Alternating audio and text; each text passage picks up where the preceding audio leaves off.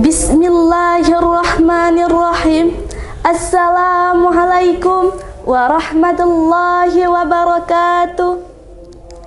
Alhamdulillahilladzi ja'alal muslimin wa razaqana minas salihin wa wahab lana min azwajina wa zurriyyatina qurrata a'yun. Thumma assalatu wassalamu ala rasulis sadiqi wa'dal amin mab'utan rahmatan lil alamin wa ala alihi wa sahbihi gharral mayamin. Amma ba'du. Bidayatan min kalami hadha min al-la'iqi kal 'abdi ad-dha'if awaddu an ad'uwa jami'ah ila an nashkurallahi 'azza wa jalla alladhi qad man 'alaina ni'amahu wa imtinanahu wa faddalahu allati lan yahsiha idza 'addaha. Faqala Allah Ta'ala wa in ta'uddu ni'matallahi la tuhsuha. Suratul Ibrahim al-ayah 34. Thumma as-salatu was-salamu kamilani mutalazimani ala habibil Mustafa sayyidil murtada ala rasulil Muhammad sallallahu alaihi wasallam alladhi kamalallahu lahu fadaila wal husna wal ihsana wa rafa'ahu bil khuluqil akrami wa ba'athahu ila sa'iri buldani liyu'allama al insana ad-din as-salami. Thumma qala Rasulullah sallallahu alaihi wasallam innama bu'ithtu liutammima makarimal akhlaq. Wa fi hadhihi al-fursati an-nafisati awaddu an ataqaddama bijazili syukri wa taqdiri ila samahati lajnati taqdiri allati ashrafani ila itahil fursati li atahaddatha baina aydiyakum jami'an tahta al-mawdu' daurul abawaini fi nash'atil awladi. Inna min a'zamin ni'ami allati an'amallahu biha ilal ibadi hiya ni'matal awladi. Fal awladu ni'matun 'azimatun wa munhatun wa jalilatun. Hum zinatul hadiri wa awalul mustaqbal wa hum habbatul qulubi wa falazatul akbar wa misbahul buyuti wa qurratul uyuni. Kama annahum syafa'atun ta'udu ila abawaini bil khairi fid dunya wal akhirah.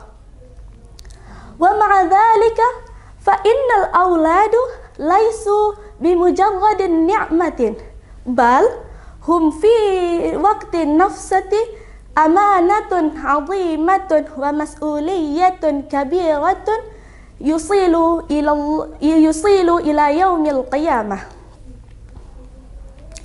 Haitsu idza akhta'a an-nasu fi ta'diyatiha arada nafsahu li'adabillahi ta'ala wa idza ahsana fihi athaballahu lahu thawaban jazilan wa mana'ahu ajran 'aziman. Walidhalika fa innal Qur'anal Karima qad waradat fihi ayatun 'adidatun tusiru ila ahamiyati tarbiyatil awladi tarbiyatan hasanatan wa insyaihin nash'atan salihatan. Kama tusiru fi ba'dil ayatil ukhra ila muhafadatil awladi wa ib'adihim an kulli tariqin yusalu ila jahannam. Kama qala Allah Ta'ala A'udzu billahi minasy syaithanir rajim. Bismillahirrahmanirrahim. Ya ayyuhalladzina amanu qu anfusakum wa ahlikum nara. Suratut Tahrim al-ayah as-sadisah. Ayyuhal hadirun al-mahbubun, inna daural abawaini muhimmun jiddan fi tahdidi masaril awladi kama annahum sababu fi salahihi wa najahihi wa huma sababu fi fasadihi wa husranatihi لأن أبوين هما مجتمع أول الذي يعرفه الولد والمدرسة الأولى التي تعلم منها. فإذا تربى ونشأ الولد في هذه مرحلة طبية كان صار ولد شخصية طبية ونجاحا في الدنيا والآخرة. فإذا نشأت في رعاية فاسدة ومراقبة صار ولد شخصية فاسدة وخسر الدنيا والآخرة.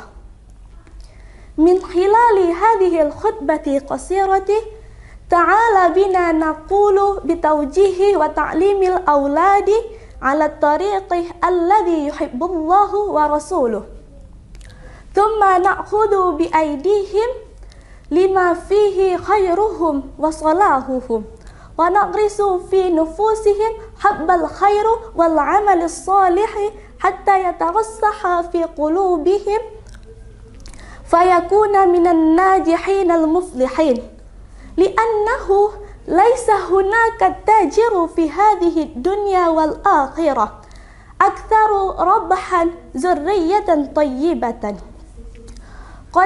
قد قال نبينا صلى الله عليه وسلم: إذا مات الإنسان انقطع عنه عمله إلا من ثلاثة: صدقة جارية أو علم ينتفع به أو ولد صالح يدعو له.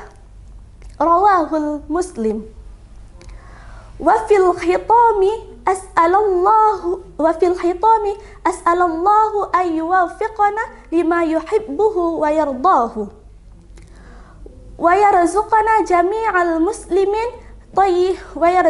جميع المسلمين ذرية طيبة، وتعيننا على كل أمورنا في الدنيا والآخرة. والله موافق إلى أقوام الطريق. والسلام عليكم ورحمة الله وبركاته.